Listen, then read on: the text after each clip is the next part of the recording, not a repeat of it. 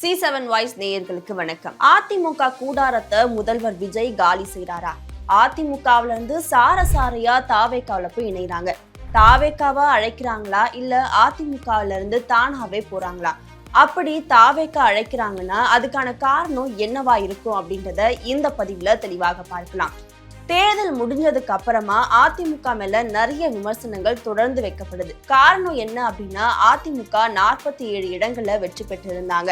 3வது இடத்துக்கு தள்ளப்பட்டுட்டாங்க. அதிமுகவுடைய இடத்தை தாவேக்கா நிரப்புது அப்படின்னு சொல்லிட்டு தொடர்ந்து அதிமுக மேல நிறைய விமர்சனங்கள் வச்சுட்டு வராங்க.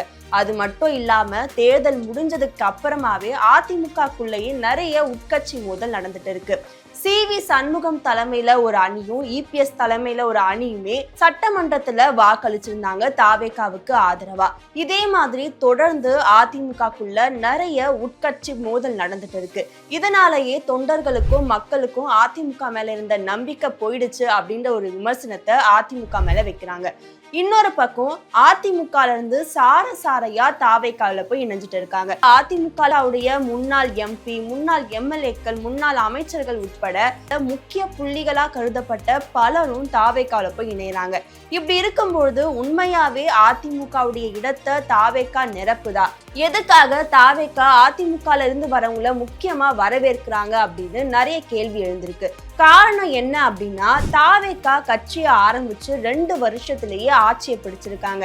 இது அவங்களுக்கு ஒரு மிகப்பெரிய இமாலயா வெற்றி அப்படின்னே சொல்லலாம். தாவேக்காவுடைய ஒரு மிகப்பெரிய சக்தி என்னன்னா விஜய் அவர்கள் தான். விஜயோடைய முகத்துக்கு மட்டும்தான் இந்த வெற்றி சாத்தியமாச்சு அப்படின்னு நிறைய அரசியல் விமர்சகர்களும் முன்வைக்கிறாங்க. ஆனா இது தொடரணும் அப்படின்னா கட்சி வலுப்பெறணும், கட்சியுடைய உட்கட்டமைப்பு சரியாகணும். அப்படி இருந்தா மட்டும்தான் இந்த வெற்றி தொடரும்னு தாவேக்கா கருதுறாங்க. எப்படி திமுக தோல்வி பெறும்போது அந்த தோல்விக்கான காரணத்தை கண்டறியறதுக்காக ஒரு குழு அமைக்கப்பட்டதோ, அதே மாதிரி தாவேக்கா வெற்றி பெற்றிருந்தாலும் இந்த வெற்றி எந்த அளவுக்கு சாத்தியமாகும், எந்த அளவுக்கு இது நீடிக்கும் அப்படின்னு அதை கண்டறியறதுக்காக ஒரு குழு அமைக்கப்பட்டிருக்கு.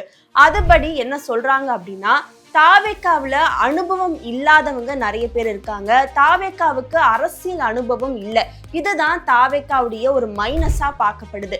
இந்த மைனஸை பூர்த்தி பண்ணணும் அப்படின்னா அதிமுகவுல அனுபவசாலியா இருக்கக்கூடிய, அதாவது அரசியல் அனுபவம் இருக்கக்கூடிய பலரும் தாவேக்கால இணையறப்ப அந்த மைனஸை பிளஸ் ஆக்கிடலாம் அப்படின்னு விஜய் அவர்கள் ஒரு மாஸ்டர் பிளான் போடுறதா சில வட்டாரங்கள் சொல்றாங்க. தாவேக்காவுல செங்கோட்டையன் அவர்களை தவிர ஒரு அரசியல் அனுபவம் மிக்க மூத்த தலைவர் அப்படின்னு யாருமே இல்லைன்ற ஒரு விமர்சனம் இருந்தது.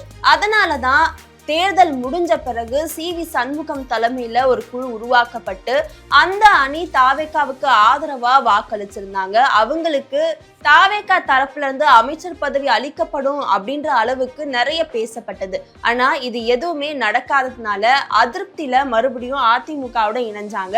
இருந்தாலும் CV சண்முகம், விஜயபாஸ்கர் உட்பட்ட முக்கிய தலைவர்களுக்கு இப்பவும் அந்த அதிருப்தி இருக்கிறத அப்பப்ப வெளிக்காட்டுறாங்க. இன்னொரு பக்கம் CV சண்முகம் அவர்களே ஒரு தடவை ஒரு பேட்டியில சொல்லியிருக்காங்க, இந்த அதிமுகவுடைய தோல்விக்கு முக்கிய காரணம் EPS தான். அவருடைய மகனை கட்சிக்குள்ள கொண்டு வர முயற்சி பண்றாரு.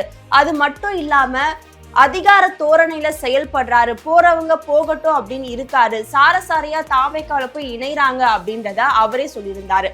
அதிமுகன்றது இப்ப உருவான கட்சி கிடையாது, ஒரு தமிழ்நாட்டை ஆண்ட கட்சி. அது மட்டும் இல்லாம MGRால ஆரம்பிக்கப்பட்டு ஜெயலலிதா அவர்களால காப்பாற்றப்பட்ட ஒரு கட்சி. இப்ப அந்த ஒரு கட்சிக்கான அடையாளத்தையும் அந்தஸ்தையும் இழந்துட்டு வருது அப்படின்னு அதிமுக தொண்டர்கள் தொடர்ந்து அவங்களுடைய வேதனையை ஒரு பக்கம் கொட்டிட்டு வராங்க.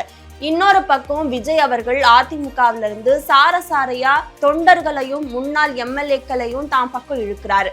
இதனால தாவேக்கா வலுவடையும் அப்படின்னா உண்மையாவே அதிமுக பலவீனமாகுதா அப்படின்ற ஒரு கேள்வி எழுப்பப்படுது. இதுக்கு EPS அவர்களும் பதில் சொல்லியிருக்காரு. என்னுடைய மகன் அரசியலுக்கு வரமாட்டாரு, இது ஒரு பொய்யான வதந்தி அப்படின்னு சொல்லியிருக்காங்க. இன்னொரு பக்கம் அதிமுக பலவீனமாகுதுன்னா அதிமுகவுல வேட்பாளர்களா நிக்கப்பட்டவங்க ஜெயிக்கணும் அப்படின்றதுக்காக பணத்தை வாரி இழைச்சிருக்காங்க.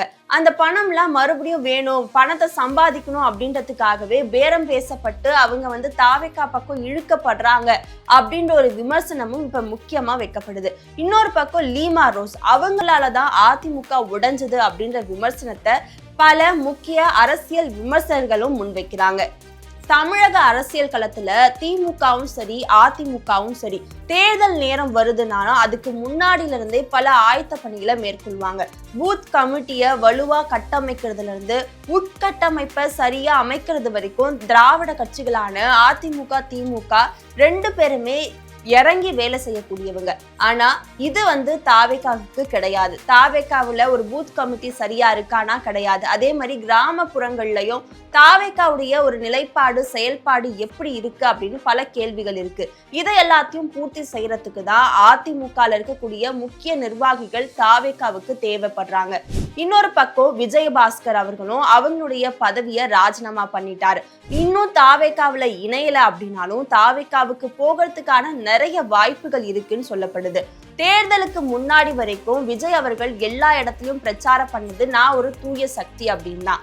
ஆனா இப்ப ஊழல் இருக்கக்கூடிய ஊழல்வாதிகளை தாவேகா தாம் பக்கம் இழுக்கிறாங்களே அப்படின்ற ஒரு விமர்சனத்துக்கு உள்ளாகி இருக்காங்க தாவேகா. அதே மாதிரி விஜயபாஸ்கர் அவர்கள் மேலேயும் நிறைய ஊழல் குற்றச்சாட்டுகள் இருக்கு. அப்படி இருக்கும்பொழுது தாவேகா விஜயபாஸ்கர் அவர்களை ஏத்துப்பாங்களா? ஏன்னா அவங்க தான் தூய சக்தின்னு சொல்றாங்களே அப்படின்றதையும் ஒரு பக்கம் சொல்லிட்டு இருக்காங்க. ஆனா இப்ப வரைக்கும் விஜயபாஸ்கர் தாவேகாவுல இணைகிற ஒரு நோக்கத்துல தான் இருக்காருன்றத பல அரசியல் விமர்சகர்கள் முன்வைக்கிறாங்க. ஒருவேளை தாவேகா விஜயபாஸ்கர் அவர்களை இணைச்சுக்கிட்டாங்க அப்படின்னா ஒவ்வொரு இடத்துலயும் சில பேருக்கு செல்வாக்கு இருக்கும், ஒவ்வொரு சமூகம் ரீதியாகவும் செல்வாக்கு இருக்கும். இத மாதிரியான அரசியல் யுக்திகளை இந்த அனுபவசாலியான அரசியல்வாதிகள்கிட்ட இருந்து தாவேகா கத்துக்கிறதுக்கான ஒரு கட்டமைப்பா பார்க்கப்படும். ஏற்கனவே செங்கோட்டையன் அவர்கள் தாவேகாவுக்கு இணைஞ்சப்ப இது தாவேகாவுக்கு ஒரு மிகப்பெரிய பிளஸ் பாயிண்டா இருக்கும். ஏன்னா ஜெயலலிதா அவர்களுக்கு ஒரு வழிகாட்டலா இருந்தவர் செங்கோட்டையன். அப்படி இருக்கும்போது தாவேகாவுல இணைகிறப்ப அது விஜய் அவர்களுக்கு ஒரு மிகப்பெரிய ஒரு பிளஸ் பாயிண்டா இருக்கும் அப்படின்னு சொன்னவங்க. அதே முறையில தான் இப்ப அதிமுகல இருந்த பல முக்கிய நிர்வாகிகளும் தாவேகாவுல இணைகிறாங்க. இன்னொரு பக்கம் இப்ப உள்ளாட்சி தேர்தல் வர இருக்கு. உள்ளாட்சி தேர்தல்ல தாவேகா வெற்றி பெறணும் அப்படின்னா இவங்களுடைய உதவியும் தாவேகாவுக்கு ஒரு முக்கியமா பார்க்கப்படும். ஏன்னா தேர்தல் முடிஞ்ச ஆட்சிக்கு 1.5 மாதம் கிட்ட ஆகுது. தாவேகா மேல இப்பவும் பல விமர்சனங்கள் வைக்கிறாங்க. பாலியல் வன்கொடுமைக்கு இப்ப வரைக்கும் ஏன் முதல்வர் விஜய் வாய் திறக்கல? இன்னொரு பக்கம் எல்லா இடத்துலயும் மின்வெட்டு நடந்துட்டு இருக்கு. இது எதுக்குமே முதல்வர் விஜய் வாய் திறக்கல அப்படின்ற ஒரு குற்றச்சாட்டும் விமர்சனமும் விஜய் அவர்கள் மேல இருக்கு. அப்படி இருக்கும்போது வர இருக்கக்கூடிய தேர்தல்கள்ல தாவேகா வெற்றி பெறணும் அப்படின்னா ஏற்கனவே அரசியல்ல இருக்கக்கூடியவங்களுடைய ஒரு அனுபவமோ அவங்களுடைய அரசியல் யுக்திகளும் தாவேகாவுக்கு தேவைப்படுது. அதனாலதான் அதிமுகவை சேர்ந்தவங்களை தாவேகா தாம் பக்கம் இழுக்கிறாங்க அப்படின்னு சொல்லப்படுது. இத பத்தி ஆதவ் அர்ஜுனா அவர்களே சொல்லியிருப்பாங்க, அதிமுகவுடைய இடத்தை தாவேகா நிறைவு பண்ணுது அப்படின்ட்டு. சுருக்கமா சொல்லணும் அப்படின்னா தாவேகா தலைவர் விஜய் அவர்கள் சினிமா புகழ பயன்படுத்தி ஆட்சியை பிடிச்சிட்டாரு. அந்த ஆட்சியை தக்க வைக்கணும் அப்படின்னாலும் திமுகவுக்கு ஒரு நிகரான ஒரு சக்தியா தமிழகத்துல உருவெடுக்கணும் அப்படின்னாலும் அவங்களுக்கு ஒரு வலுவான ஒரு கட்டமைப்பு தேவைப்படுது. வலுவான அரசியல் அனுபவம் உள்ளவர்கள் அவங்களுக்கு தேவைப்படுது. அதனாலதான் அதிமுகவை நோக்கி தாவேகாவினர் திரும்பியிருக்காங்க. அது மட்டும் இல்லாம தொடர்ந்து அதிமுக தோல்விகளை மட்டும்தான் கண்டுட்டு வராங்க. இதனால இபிஎஸ் அவர்கள் மேல ஒரு மிகப்பெரிய அதிருப்தி ஏற்பட்டிருக்கு கட்சிக்குள்ளேயே. அவருடைய தலைமை சரியில்லாதனாலதான் அதிமுக தொடர்ந்து தோல்விகளை சந்திச்சுட்டு வருது அப்படின்னு அதிமுகவினரே நம்புறாங்க. இன்னொரு பக்கம் அவர் ரொம்பவே அதிகார தோரணையோடு நடந்துக்கிறாரு. யாருடைய கருத்துக்களையுமே இபிஎஸ் அவர்கள் காது கொடுத்து கேட்கறது கிடையாது அப்படின்ற விமர்சனத்தையும் இபிஎஸ் அவர்கள் மேல வைக்கிறாங்க. ஆனா 2026 தேர்தலுக்கு அப்ப எல்லாருக்குமே முன்னாடி வேட்பாளர்களை அறிவிச்சதும் இபிஎஸ் அவர்கள் தான். அதே மாதிரி எல்லா தொகுதிகளுக்கும் 2 முறை சென்று மக்களை சந்திச்சு தேர்தல் பிரச்சாரத்தை பண்ணதும் இபிஎஸ் அவர்கள் தான்.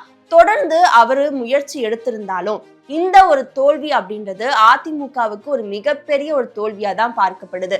அது மட்டும் இல்லாம வரலாற்றிலேயே திமுக அதிமுக ஒரே வரிசையில சட்டமன்றத்துல உட்காரதும் இந்த முறை தான் நடந்திருக்கு. இப்படி ஒரு வரலாற்று திருப்பமா அமைஞ்சிருக்கு இந்த 2026 தேர்தல் முடிவுகள். அதன் பிறகு தாவேகா எந்த அளவுக்கு தன்னுடைய சக்தியை நிரூபிக்கணும், அது மட்டும் இல்லாம தொடர்ந்து தமிழகத்துல ஒரு வலுவான சக்தியை உருவெடுக்கணும் அப்படின்னா கண்டிப்பா அவங்களுக்கு அதிமுகல இருக்கக்கூடிய ஒரு முக்கிய புள்ளிகள் தேவைப்படுது. அதனாலதான் அவங்க அதிமுகவினரை தாவேகாவுல இணைச்சுக்கிறாங்க. இன்னொரு பக்கம் திமுகவும் சொல்றாங்க அதிமுகல இருக்கக்கூடியவங்க ஏன் தாவேக்காவுக்கு போறீங்க, திமுகவுக்கும் வரலாம் அப்படின்னு சொல்லியிருக்காங்க. இப்படி அதிமுகவே ரெண்டா உடைஞ்சிருக்கிற சூழல் தான் இப்ப இருக்கிற அரசியல் சூழல்ல இருக்கு. இந்த ஒரு விமர்சனத்தை போக்கணும் அப்படின்னா இபிஎஸ் அவர்கள் ஒரு பொதுக்குழுவை கூட்டி என்ன பிரச்சனை அப்படின்றத நேரடியா கேட்கணும் அப்படின்னு ஒரு பக்கம் வலியுறுத்தப்படுது. இன்னொரு பக்கம் பதவிக்காகவும் பணத்துக்காகவும் தான் தாவேக்காவை நோக்கி அதிமுகவினர் போறாங்க, அவங்க உண்மையான தொண்டர்களே கிடையாது, உண்மையான தொண்டர்கள் எங்க கூட தான் இருக்காங்க அப்படின்னு அதிமுகவுடைய தலைமை சொல்லுது. இது எல்லாமே ஒரு பக்கம் இருந்தாலும் விஜய் அவர்களுடைய சினிமா புகழ்ன்றது ரொம்ப நாளைக்கு இருக்காது.